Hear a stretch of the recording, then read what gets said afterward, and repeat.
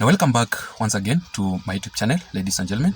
I'm currently at my workplace, but I've just decided to take some few minutes so that I can do this particular video here because I felt like I must say something concerning the rising cost of living. Please forgive me for the quality of this video. The clarity is not good because I'm currently at the parking slot where there's no lights at all. But I hope that I'm audible enough and you can listen to me very clearly.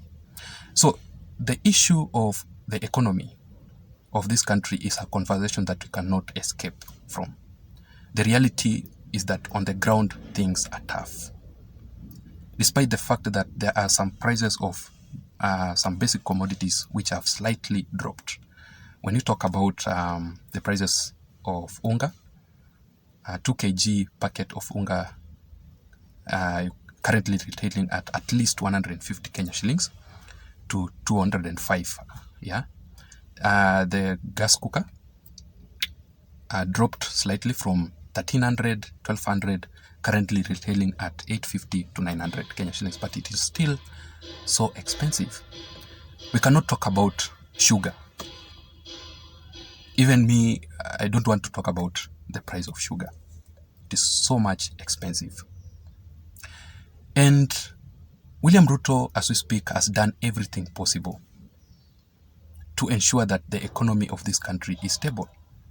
He has had several conversations with best competent economists, very learned people, who we believed that they would have transformed the economy of this country within some few months ago.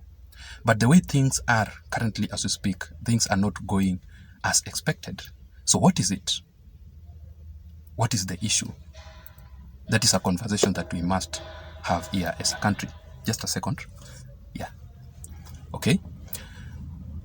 And when we look at all these issues from a different perspective, and especially to the believers, to the Christians, you know, I'm a born-again Christian and I believe in God. There are some things that were written in the Bible that must be fulfilled, that must come to pass. Sorry, you'll have to forgive me because there are some people who are distracting me. They are passing by, but let us focus. And especially on the issues to do with the hard times, drought, famine, floods, nations rising against nations. So all these issues are not only issues to do with our leaders, with our politicians. No, these things are so much deep. That is why I'm calling upon every believer, every Christian, so that we can pray for this nation. What I strongly believe is that God is the one who appoints any leader in any country, in any nation. And that is why I strongly believe that it was by the will of God that William Ruto became the president of the Republic of Kenya.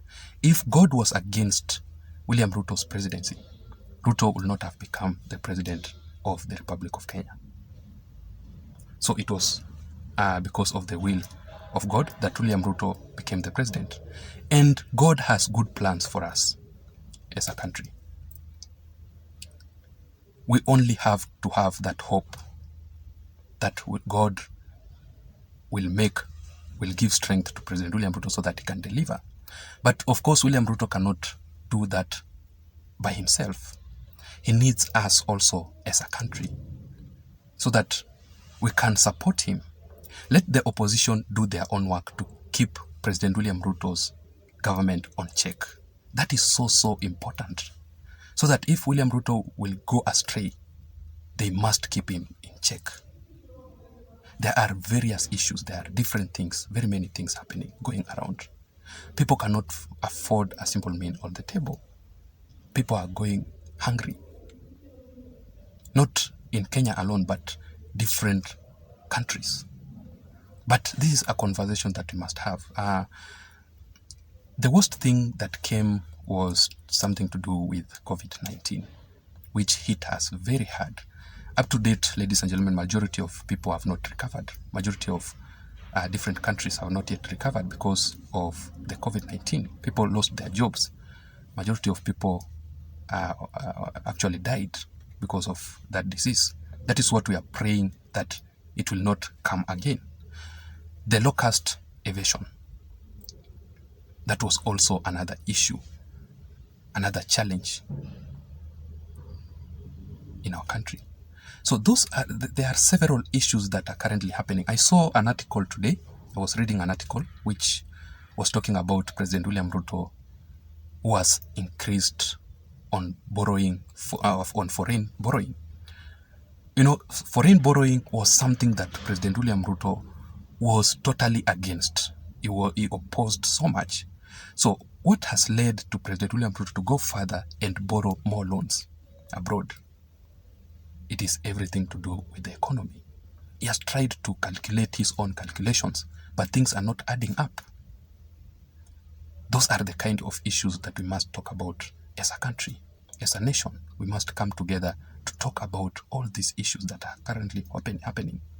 If the economy was stable, then William Ruto would not have gone to borrow.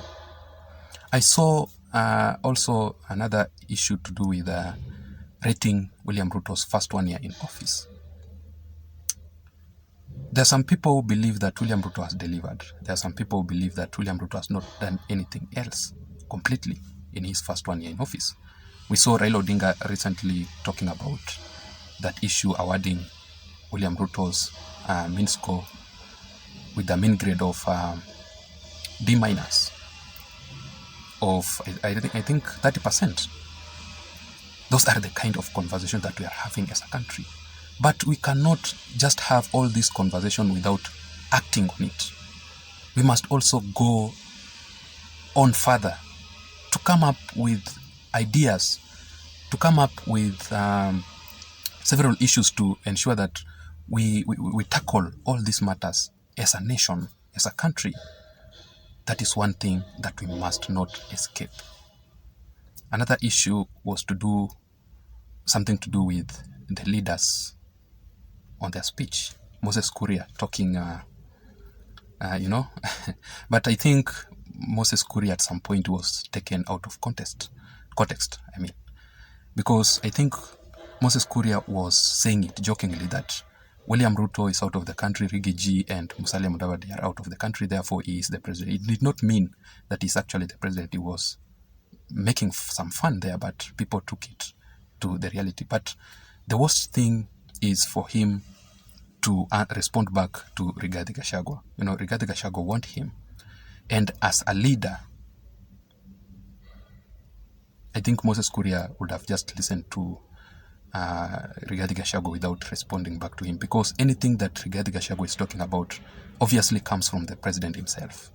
And majority of Kenyans are truly angered with Moses Kuria.